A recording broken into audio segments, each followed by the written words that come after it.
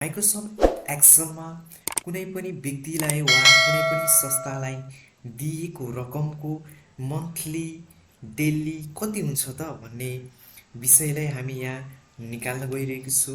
सब एक्सेलमा हामीले interest bill निकाल्नको लागि हामी सुरु गरौँ है। मैले एउटा यहाँ फर्मेट रेडी गरेर राखेको छु। त्यही फर्मेटको आधारमा म गर्नेछु र तपाईँहरूले पनि म सँगसँगै गर्न सक्नुहुनेछ। पक्कै पनि यो भिडियो हेरिसकेपछि तपाईँहरूले इन्ट्रेस्ट बिल निकाल्न सक्नुहुनेछ।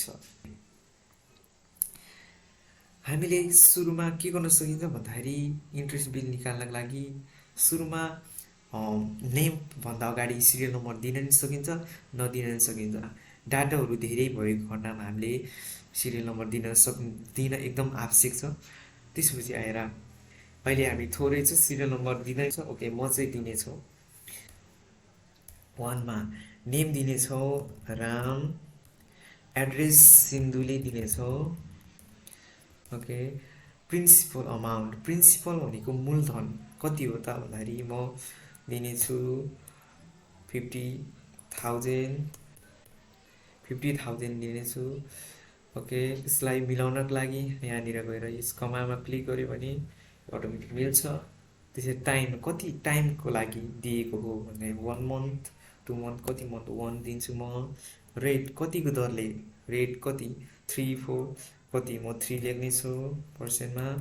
अनि त्यसमा इन्ट्रेस्ट अब के गर्न सकिन्छ भन्दाखेरि इजिकल टु अब के गर्न सकिन्छ भन्दाखेरि P into T into R, यानि कि पहिला सुरुमा हामीले प्रिन्सिपलको सेल लिनेछौँ, त्यसपछि इन्टु दिनेछौँ र टाइमको भ्यालु लिनेछौँ, इन्टु दिनेछौँ र पर्सेन्ट यो रेट दिनेछौँ। दिँदाखेरि हामीलाई कति भयो भन्दाखेरि चाहिँ इन्ट्रेस्ट कति हुँदो रहेछ भन्दाखेरि इन्ट्रेस्ट भनेको 1 मन्थमा कति हुँदो रहेछ भन्दै 1500 हुँदो रहेछ। ओके, यसलाई हामीले जोडेर अमाउन्ट यति भयो। अब मन्थली कति हुन्छ त भन्नको लागि हामीले के गर्न सकिन्छ भन्दाखेरि इजिकल टु त्यसै आई भनेको इन्ट्रेस्ट स्ल्यास कति नामा चाहिँ 1 वर्ष हुन्छ त 12 हो, 12 लिनुपर्छ। 12 भ्यालु लिँदाखेरि मन्थली कति हुँदो रहेछ भन्दाखेरि मन्थली कति हुन्छ भन्दाखेरि 124 रुपिस हुँदो रहेछ भने डेली कति हुँदो रहेछ भन्दाखेरि is equal to interest slash 30 day दिन कति दिन भन्दा 30 दिनमा 1 महिना हुन्छ। 30 डेको कुरा गरौँ 50 रुपियाँ हुँदो रहेछ। ओके, यसरी हामीले निकाल्न सकिन्छ। प्लस हामी अझै यहाँ प्लस गर्दै जाउँ। त्यसपछि आएर स्यामको कुरा गरौँ। स्याम लेख्नेछु म, यसपछि सिङ्गली लेख्नेछु। यसलाई चाहिँ 1 लाख दिएको छ। 1 लाख कति हुँदैछ यसलाई हामीले यहाँबाट मिलाउन सकिन्छ। अनि त्यसपछि आएर यसमा 5 मन्थको लागि कति गर्दै भन्दाखेरि म फेरि तिनको दरले दिनेछौँ पर्सेन्टको 3%।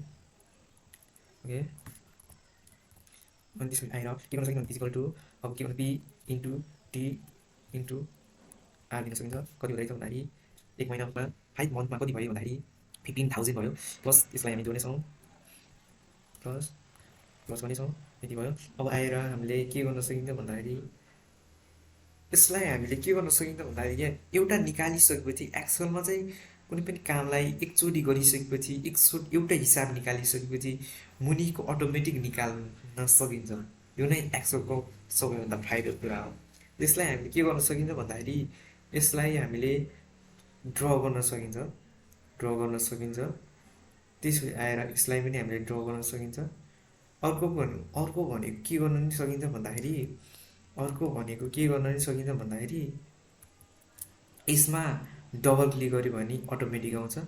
यो प्लस चिन्हमा डबल क्लिक गऱ्यो भने हामीले अटोमेटिक यसको हिसाब निकाल्न सकिन्छ।